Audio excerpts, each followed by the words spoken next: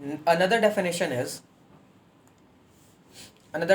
is real valued function. Real valued function. अब real valued function क्या होता है?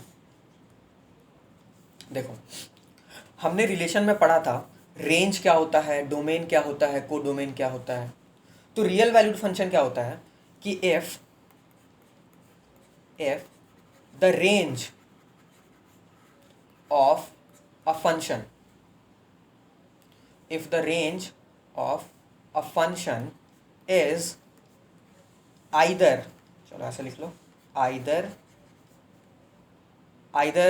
r क्या होता है? Set of real numbers, set of all real numbers. ठीक है, set of all real numbers. If the range of a function is either r और a subset of r, or a subset of r, then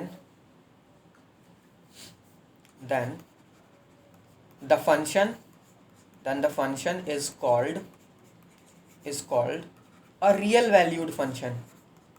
देखो, अब अगर तुम थोड़ा सा smartness दिखाओगे तो ये कुछ रॉकेट साइंस नहीं है. रियल वैल्यूड फंक्शन मतलब एक ऐसा फंक्शन जिसका वैल्यू रियल है. तो फंक्शन का वैल्यू क्या होता है? फंक्शन का वैल्यू सेट बी का एलिमेंट्स होता है. अभी हमने जैसे ऊपर में यहाँ पर फंक्शन डिफाइन किया ना, सेट ए है, सेट बी है, तो मैं क्या बोलूँगा? 1 का वैल्यू क्या है? ए है. 2 का वैल्यू क्या है? बी है. 3 का वैल्यू क्या है? वापस से ए है. तो सेट ए के एलिमेंट्स को हम डोमेन बोलते हैं. सेट ए के एलिमेंट्स जिस भी एलिमेंट से कनेक्टेड है, रिलेटेड है, या फिर सेट ए के एलिमेंट्स का जो भी इमेज है, उन सारे एलिमेंट्स को हम वैल्यू बोलते हैं या फिर रेंज बोलते हैं.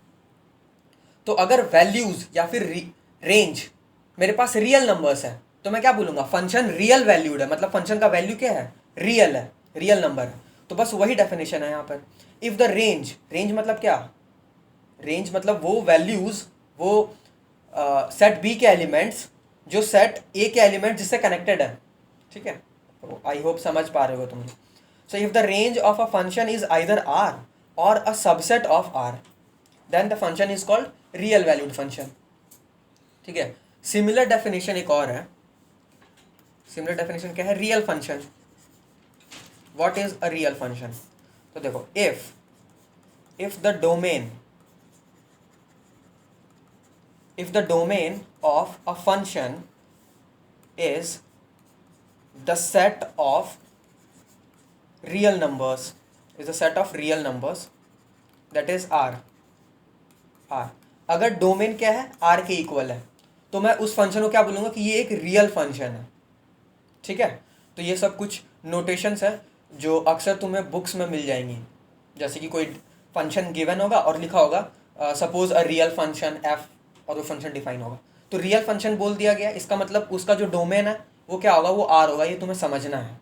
या फिर अगर रियल वैल्यूड फंक्शन लिखा हुआ है कि a real valued function F, उसके बाद कुछ भी क्वेश्चन होगा.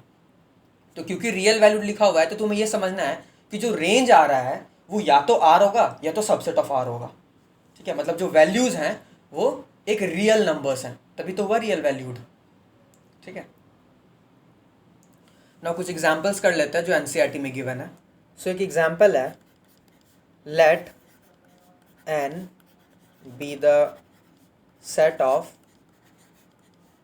natural numbers, okay, and the relation are be defined on n such that r is equal to, relation क्या गिवन है? x, y टाइप के एलिमेंट्स आएंगे such that y is equal to 2x होगा, और x, y belongs to n है. x और y दोनों natural number से बिलोंग कर रहे हैं. ठीक है. What is the domain, codomain and range of r? Is this relation a function? तो देखो, हमें को डोमेन, डोमेन, रेंज ये सारा बताना है. ठीक है. और ये भी बताना है कि ये जो रिलेशन है, क्या ये रिलेशन फंक्शन है? तो सोल्यूशन, नाउ सी, चलो रिलेशन को लिखने की कोशिश करते हैं. रिलेशन के सारे एलिमेंट्स को पहले हम लोग देखते हैं कि एलिमेंट्स क्या क्या हो सकते हैं। तो देखो बोला गया है कि एक्स और वाई दोनों नेचुरल नंबर्स होने चाहिए और ये रिलेशन एन पर ही डिफाइन किया गया है। एन पर डिफाइन किया गया है, देखो डिफाइंड ऑन एन, इसका मतलब होता है एन से डिफाइन किया गया है, एन पर डिफाइन किया गया है। ठीक है, सो एलिमेंट्स कैसे होंगे, यहाँ पर कोई नेचुरल नंबर होगा एक्स, फिर कॉमा यहाँ पर भी कोई नेचुरल नंबर होगा वाई, और एक्स और वाई में क्या रिलेशन होना चाहिए कि वाई एक्स का 2 गुना होना चाहिए। तो सपोज मैंने x ले लिया 1, क्योंकि x और y क्या होने चाहिए, नेचुरल नंबर होना चाहिए। तो x इज इक्वल टू 1 मैंने ले लिया क्योंकि 1 पहला नेचुरल नंबर है। तो x अगर मैं 1 ले रहा हूँ तो y की वैल्यू 2 हो जाएगी। सिमिलरली अगर मैं x2 ले लूँ तो y की वैल्यू 4 हो जाएगी। ठीक है, फिर मैं अगर x3 ले लूँ तो y की वैल्यू 6 हो जाएगी। ठीक है, and so on 4, 8 and dot dot dot.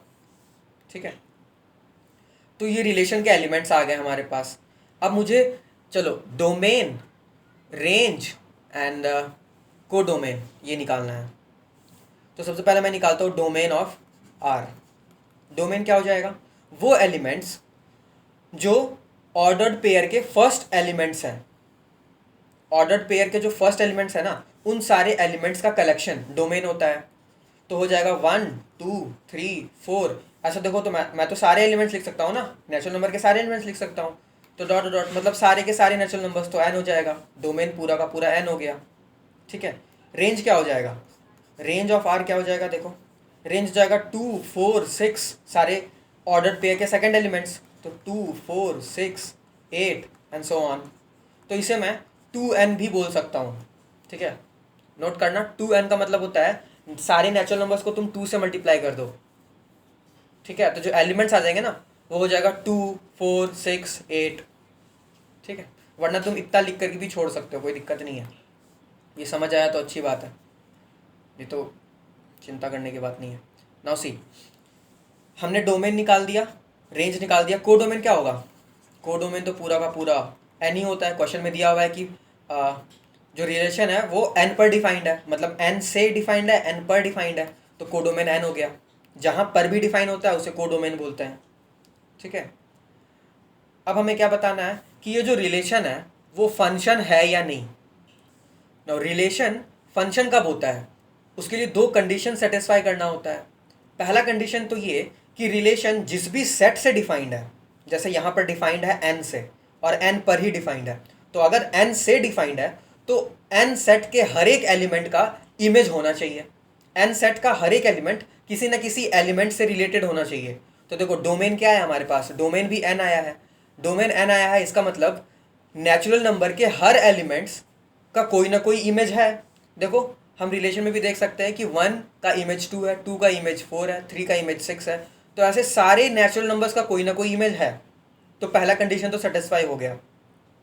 दूसरा कंडीशन क्या होना चाहिए कि किसी एक एलिमेंट जिस भी सेट से डिफाइंड है रिलेशन, उस रिलेशन में उस सेट के किसी भी एक एलिमेंट 2 एलिमेंट से रिलेटेड नहीं होने चाहिए।